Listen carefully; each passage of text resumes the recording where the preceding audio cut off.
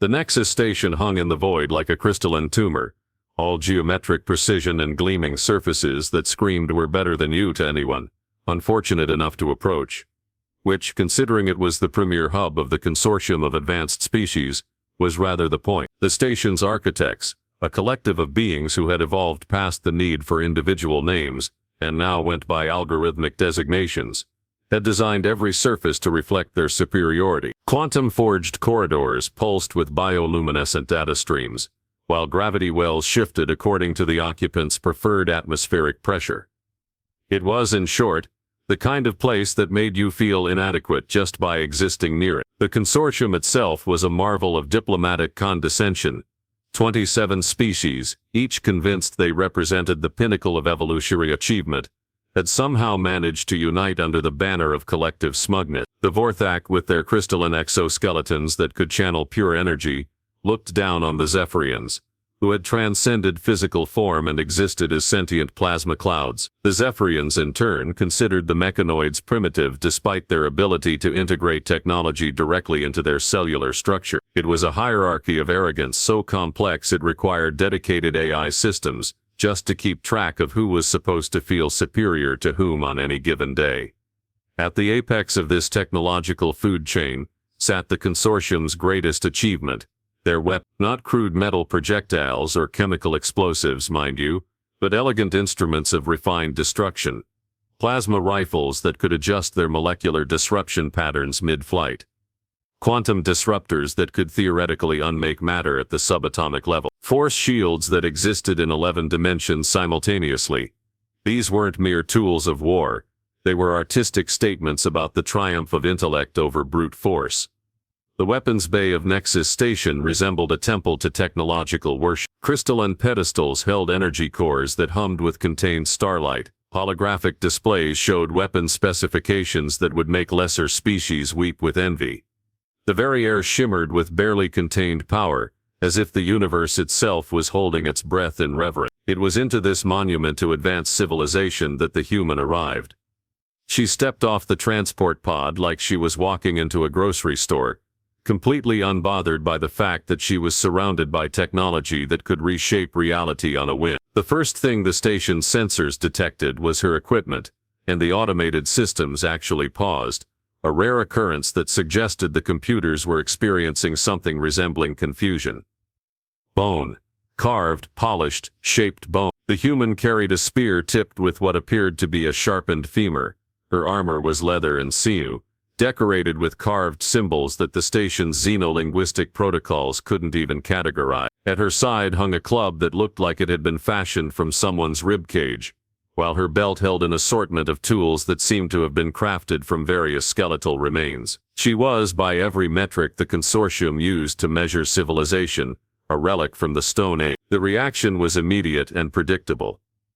Commander ZL-9947, the station's current-ranking Vorthak, observed the human through multiple visual spectrums, while his crystalline form rippled with what could charitably be called amusement. A primitive, he pulsed to his second-in-command, a Zephyrian who existed as a contained storm cloud. Look at her tools, organic matter, dead organic matter. How delightfully archaic. The Zephyrian's response crackled with electrical disdain. My sensors indicate she's actually carrying weapons made from calcium phosphate. Calcium phosphate.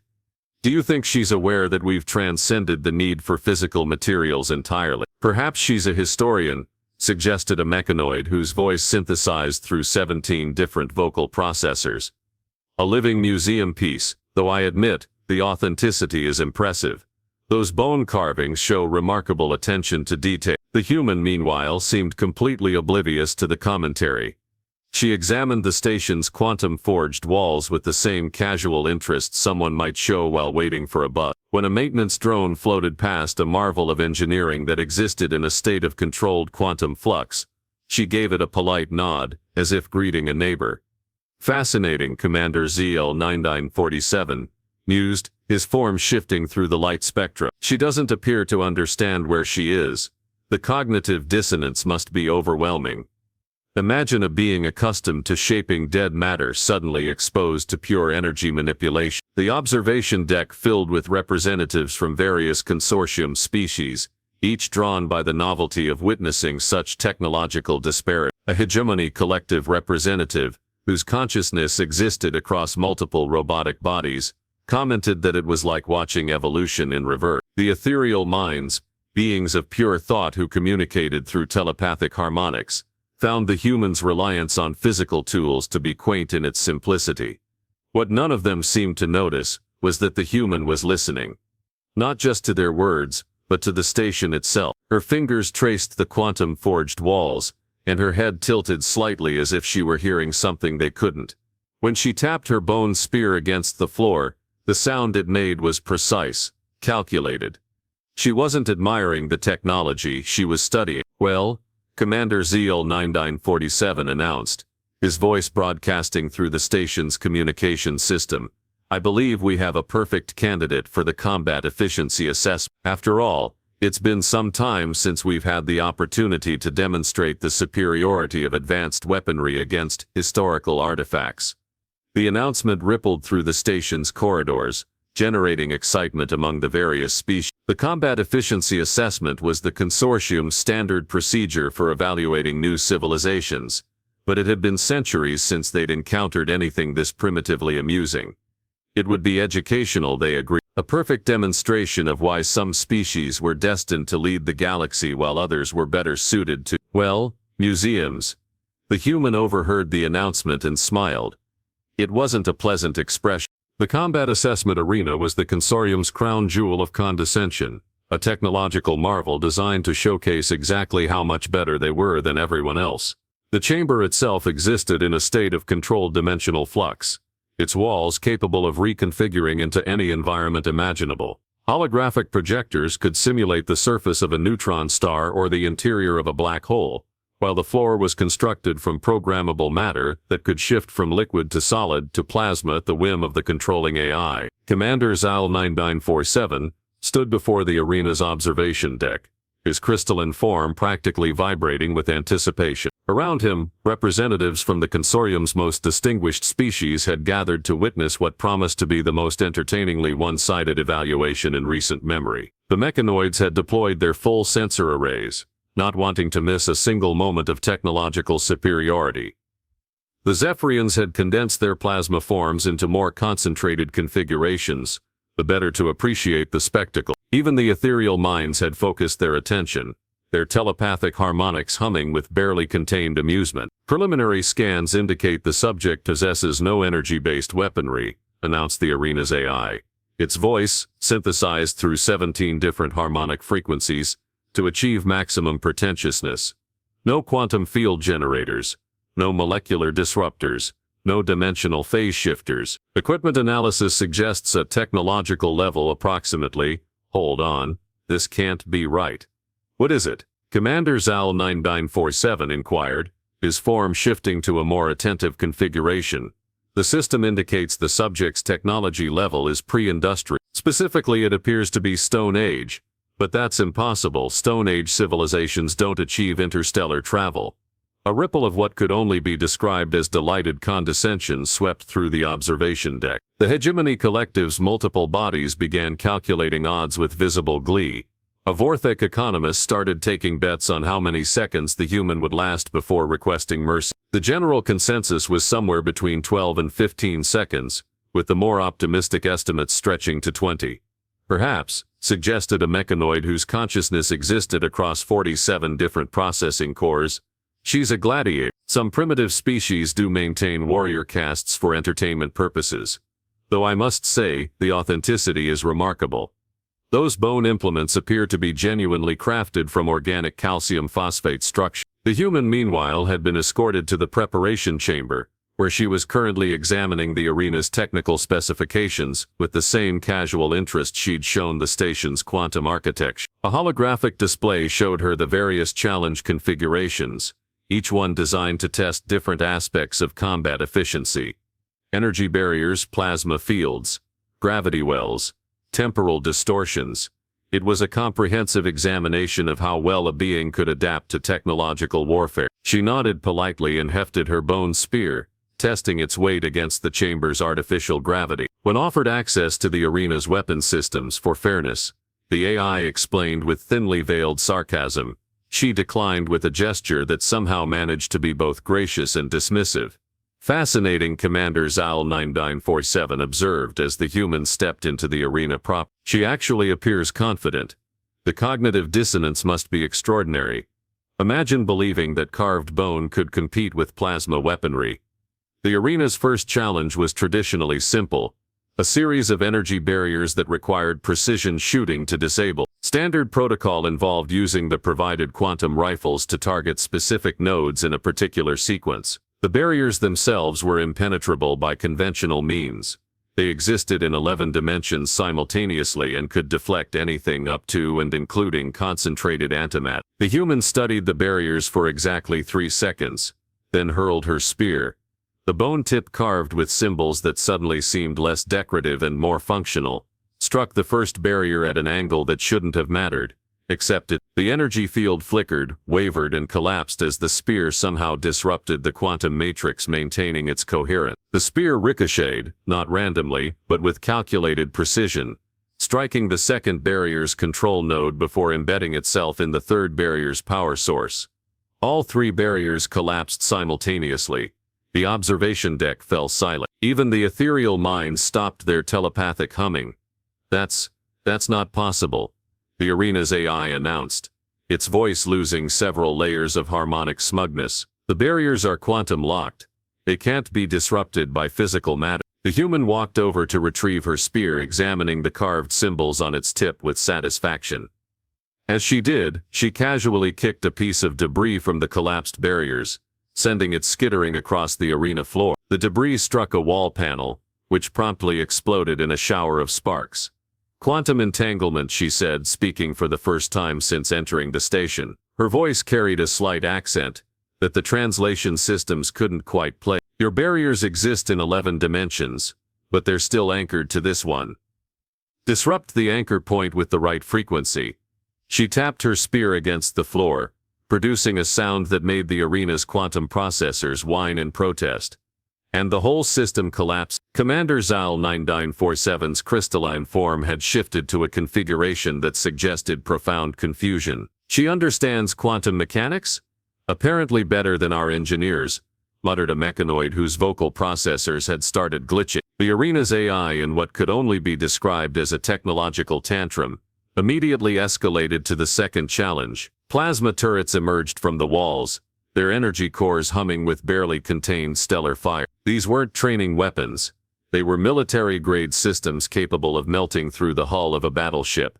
The human examined the turrets with the same casual interest she'd shown everything else, then reached for her belt and withdrew what appeared to be a curved piece of bone. She held it up to the light, and for a moment, the carved symbols along its length seemed to pulse with their own inner illumination. "Oh," she said, her voice carrying a note of genuine pleasure. "This is going to be fun." The pre-combat analysis systems hummed with the quiet efficiency of machines that had never encountered a problem they couldn't solve through superior processing power. Banks of quantum computers dedicated centuries of computational time to examining the human's equipment, running probability matrices that consistently returned the same result: certain death within 37 seconds of combat initiation. The arena's bookmakers had initially refused to accept wagers on the human's survival, considering it tantamount to theft. Eventually, they relented and established a betting pool with odds so favorable to the house that several economically minded species began calculating whether they could purchase small moons with the profits. The most optimistic projections gave the human a 0.0001% chance of landing a single blow before being reduced to constituent atoms. The commentary booth buzzed with the kind of professional excitement that comes from witnessing history in the making.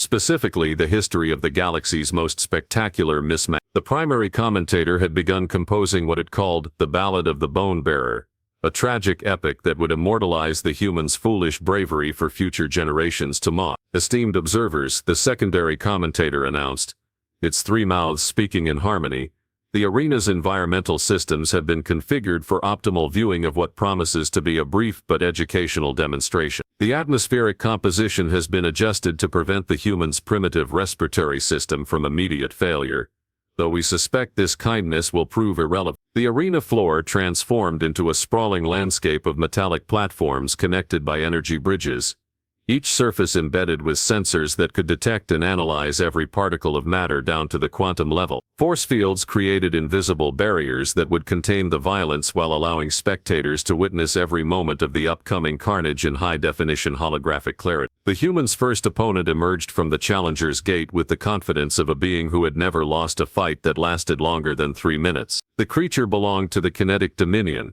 a species that had evolved beyond individual consciousness into a collective entity capable of manipulating gravitational fields. Its representative stood 8 feet tall, its body a constantly shifting mass of metallic liquid that defied conventional physics.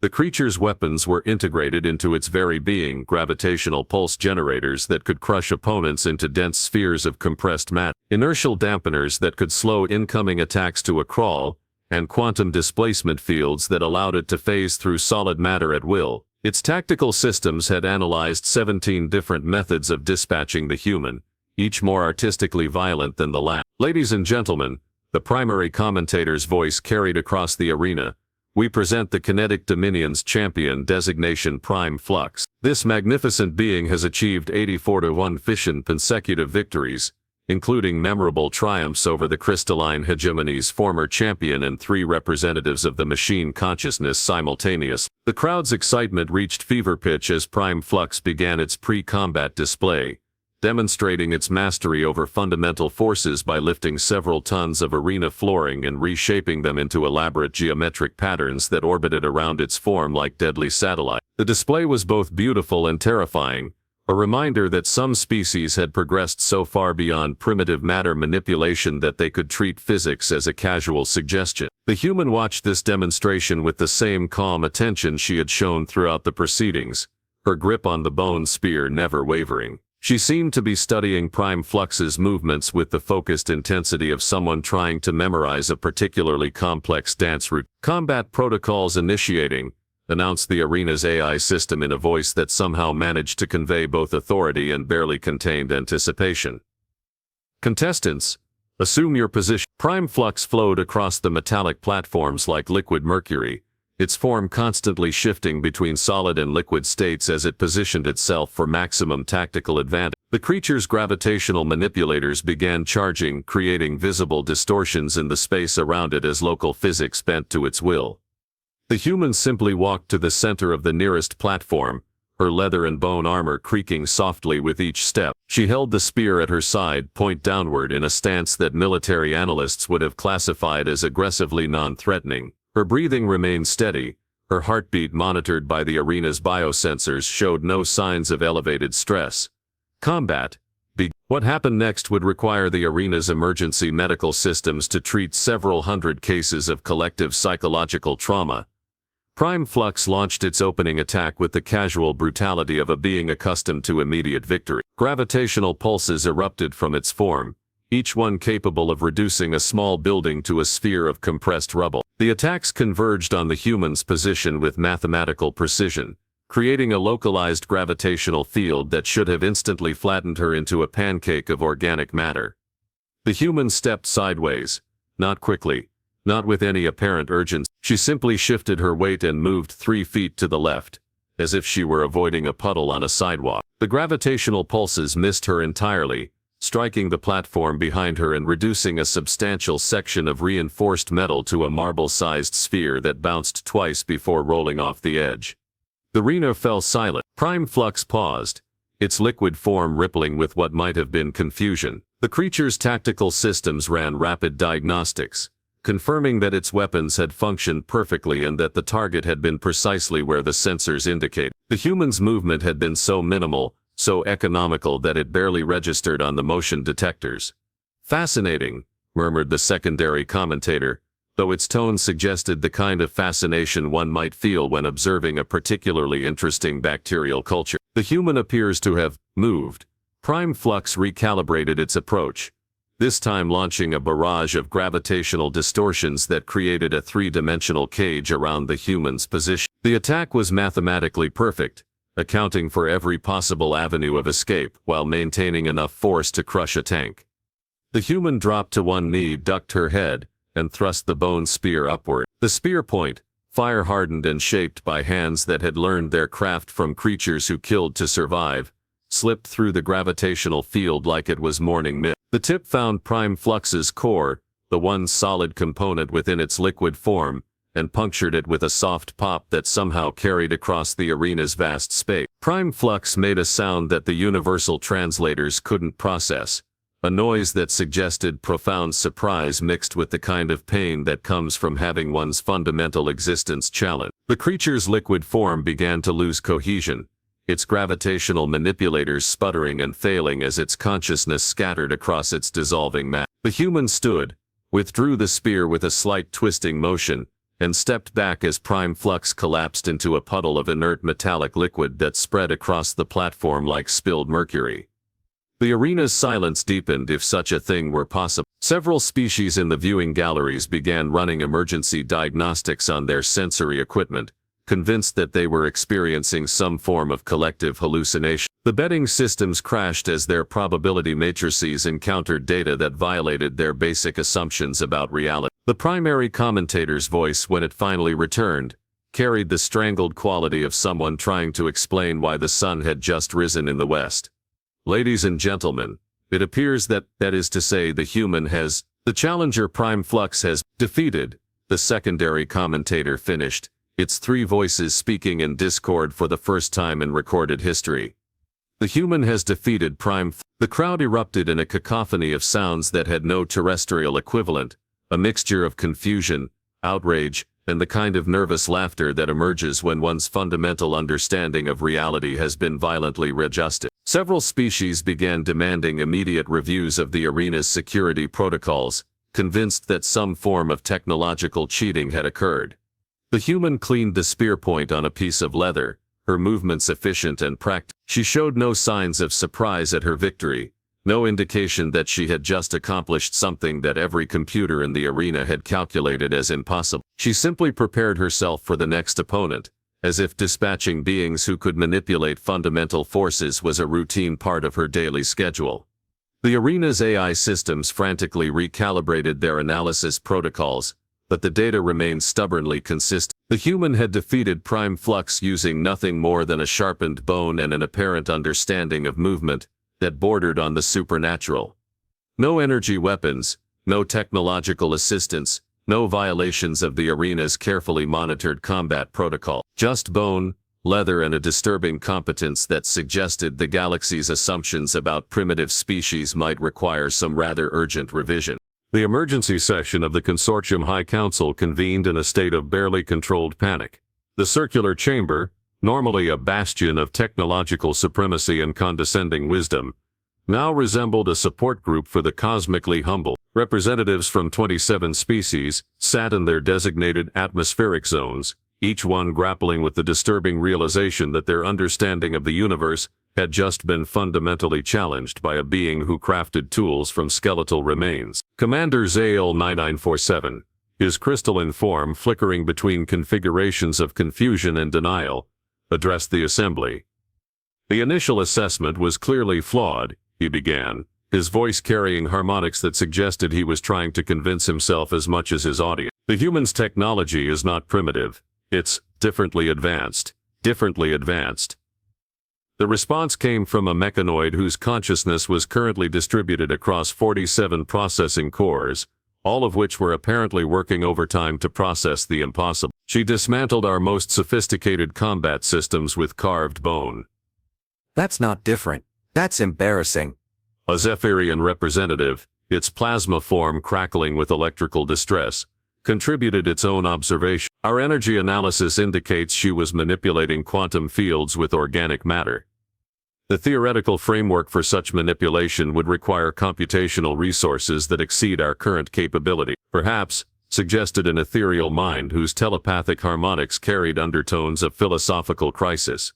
We should consider that intelligence and technology are not necessarily correlated in the ways we assume. The debate was interrupted by the arrival of the human herself, who entered the chamber with the casual confidence of someone who had just proven that the galaxy's most advanced civilizations were in fact rather adorably backwards. She carried her reassembled spear and wore the same leather armor, but something about her presence had changed.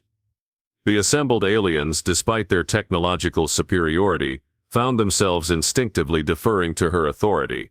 "You wanted to see us?" she asked, her voice cutting through the chamber's various atmospheric systems with casual efficiency. Commander Zale 9947's form shifted to what might have been a diplomatic configuration, though it was hard to tell since he was clearly improvising. "It is. The consortium would like to better understand your technological capabilities, for mutual benefit, of course." The human smiled, and the expression sent ripples of unease through the assembled representatives. "You want to know how bone weapons defeated your energy system? The knowledge would be appreciated," admitted a hegemony collective unit, whose multiple bodies were arranged in a formation that suggested supplication. "Fair enough," the human replied, settling into a chair that the chamber's adaptive systems had hastily materialized for her comfort. "But first, I think we should discuss the fundamental flaw in your approach to technology." She gestured to the chamber around them, its walls pulsing with quantum processors and dimensional stabilizers. "You've built your entire civilization around energy manipulation. Impressive, certainly, but you've forgotten that energy is just one aspect of physics. Mass, momentum, leverage, structural integrity, these are the foundations that energy manipulation depends on." The human reached for her spear and with practiced efficiency began disassembling it again. "Your shields exist in 11 dimensions, but they're still anchored to this reality. Your plasma weapons generate incredible temperatures, but they follow thermodynamic laws.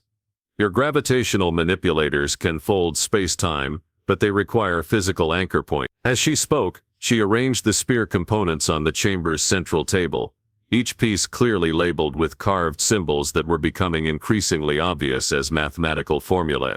"Human technology understands these relations. We build tools that work with universal laws, instead of trying to overcome them."